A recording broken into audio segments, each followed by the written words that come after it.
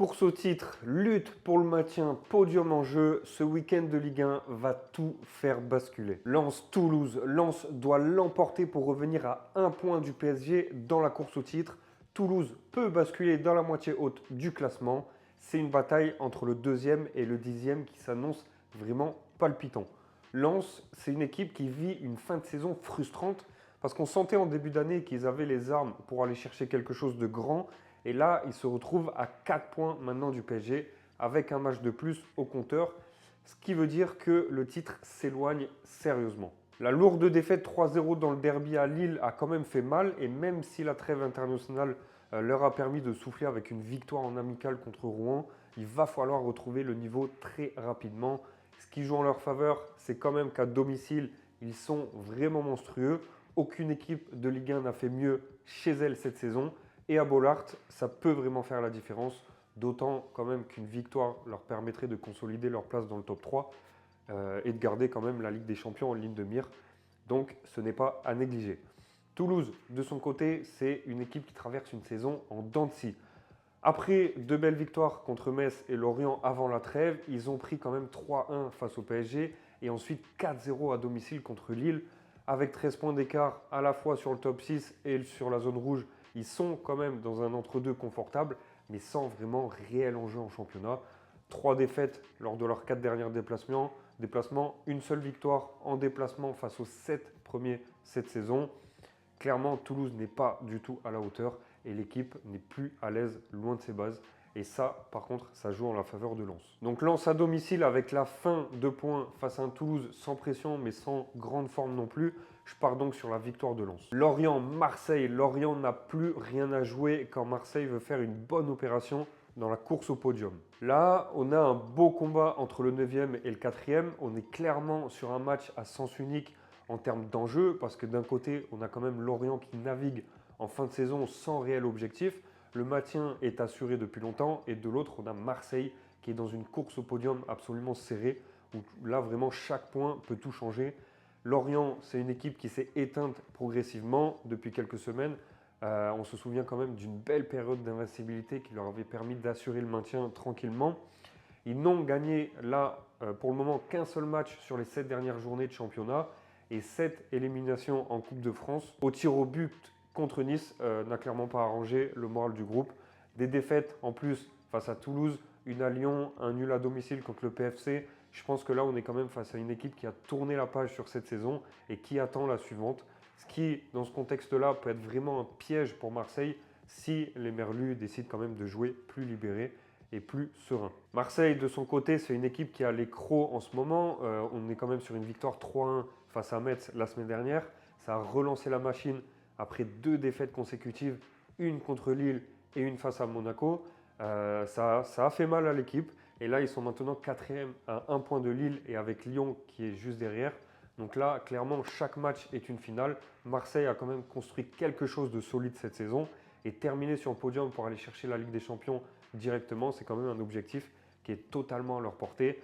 Il faudra être sérieux parce qu'une équipe sans pression, ça peut parfois être la plus dangereuse.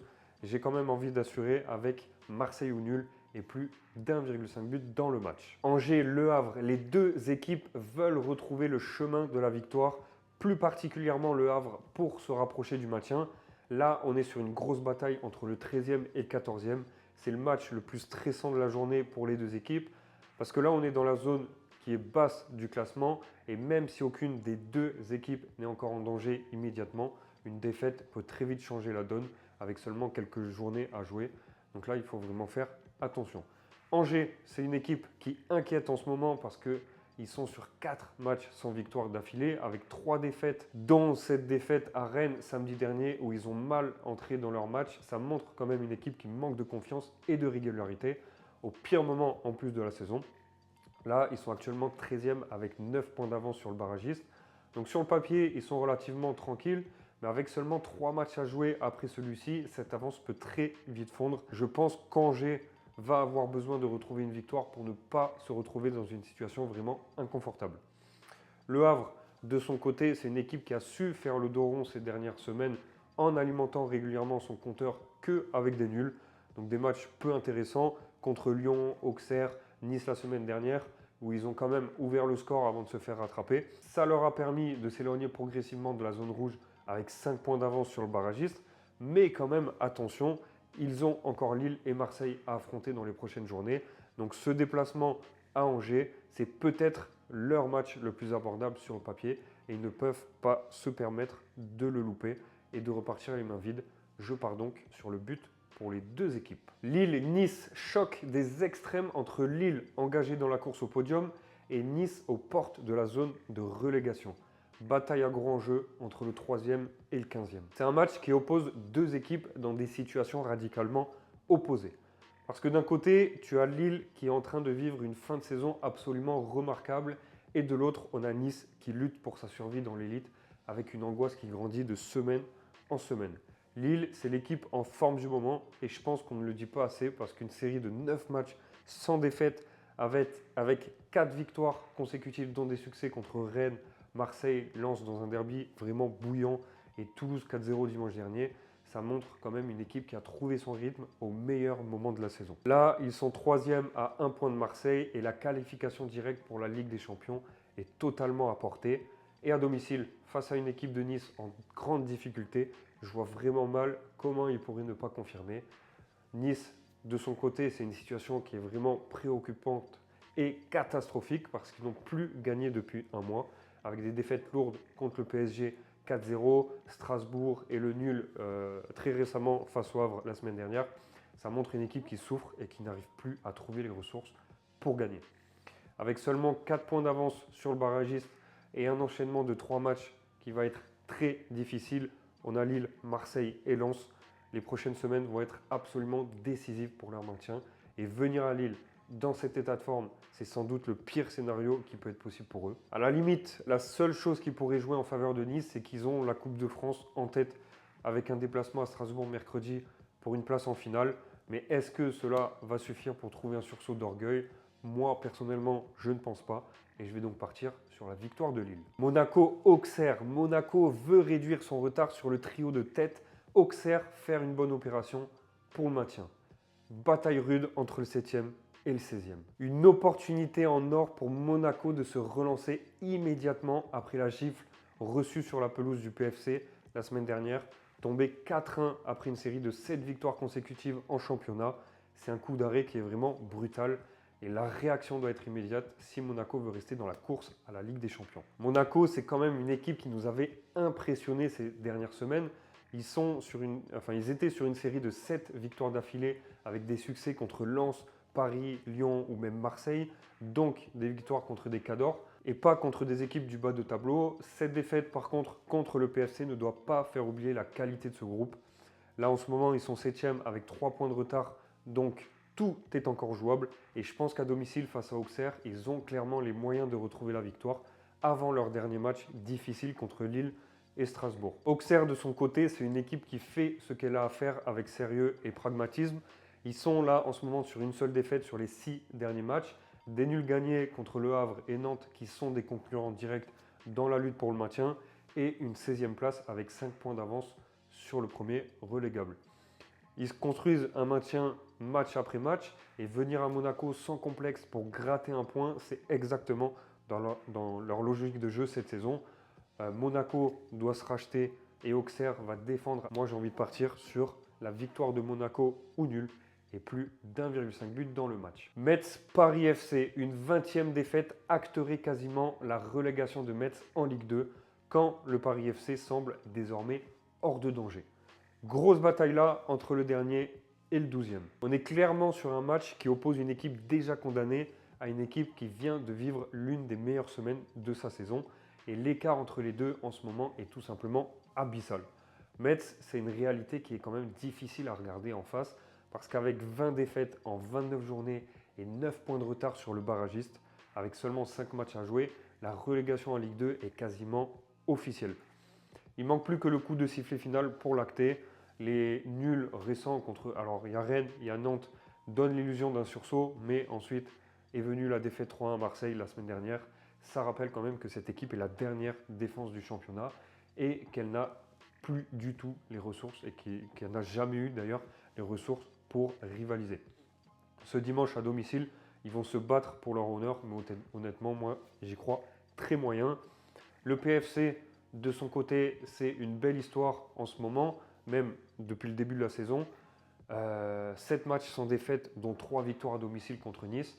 Le Havre et surtout Monaco, 4 buts à 1. Cette victoire, c'est celle qui a tout changé dans la perception de cette équipe, tant elle montrait un Paris FC quand même capable de s'imposer face à des équipes de très haut niveau. Antoine Comboiré est arrivé en pompier de service il y a quelques semaines et il a tout de suite remis ce groupe sur les rails. Du coup, le maintien est quasiment assuré. Ils arrivent à Metz avec une confiance qui tranche complètement avec ce qu'on voyait de cette équipe il y a encore 2 mois. Metz joue pour l'honneur et le PFC joue pour confirmer. Et je pense qu'on sait déjà dans quel sens ça va pencher. Je pars donc sur la victoire du PFC, remboursé si nul. Nantes-Brest. Nantes entend refaire une partie de son retard sur le barragiste. En face, on a Brest qui n'a plus rien à jouer. Duel crucial entre le 17e et le 11e. Dans un sens, pour Nantes, parce qu'on parle d'une équipe qui est première relégable avec un calendrier qui va devenir vraiment cauchemardesque dès la semaine prochaine.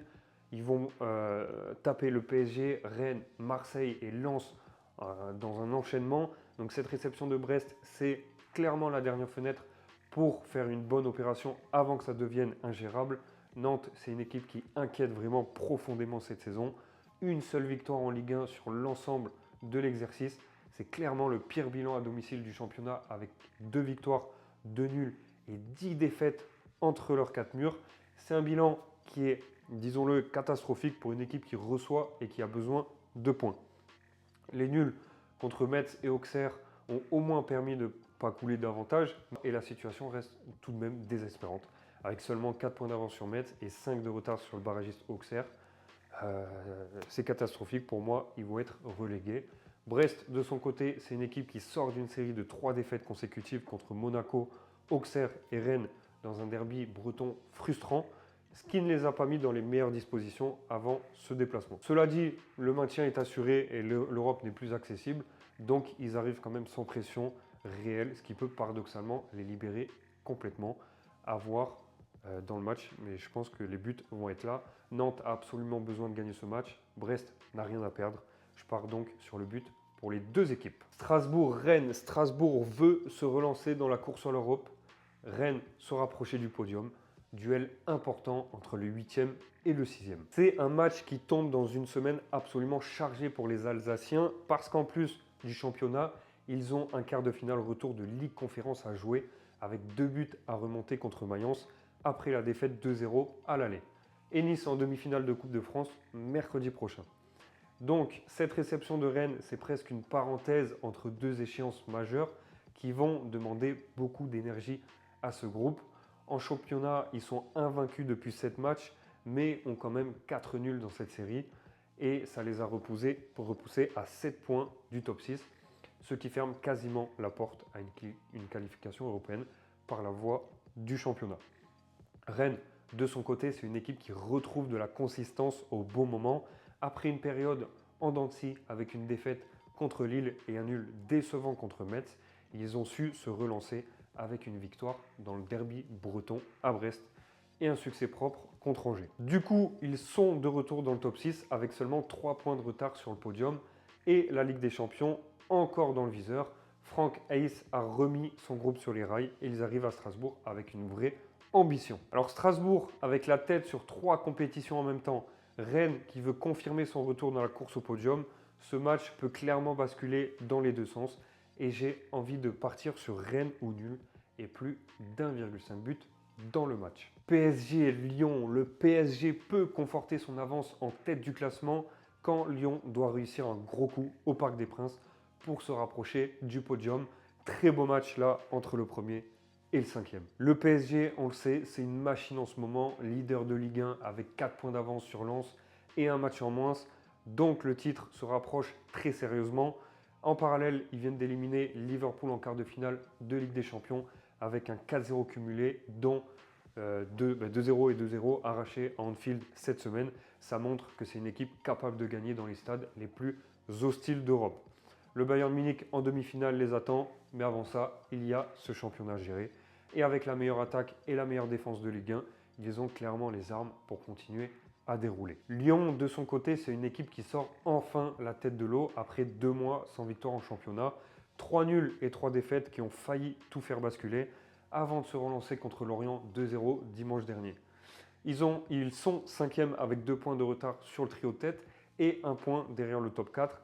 Donc la Ligue des Champions directe est encore accessible, mais la marge d'erreur est quasiment nulle avec seulement 4 matchs à jouer, dont des gros chocs contre Rennes et Lens. Paulo Fonseca a besoin d'une réaction forte de son groupe et venir chercher quelque chose au Parc des Princes contre un Paris Saint-Germain qui est en feu. C'est le genre de défi qui peut soit relancer une saison, soit l'enterrer définitivement. Le PSG, pour continuer sa marche vers le titre et préparer sereinement la demi-finale de Ligue des Champions. Lyon, ensuite, pour ne pas laisser filer son rêve de Ligue des Champions. Ce match arrive au meilleur moment pour les uns et au pire pour les autres. Il s'agit là de ma plus grosse confiance et pour avoir ma confiance sur ce match et mes avis chaque jour, rends-toi sur le lien en description. On se retrouve de l'autre côté. Merci à toi d'avoir suivi cette vidéo. Pense à t'abonner et à rejoindre le groupe public en description. C'était FBN. Ciao!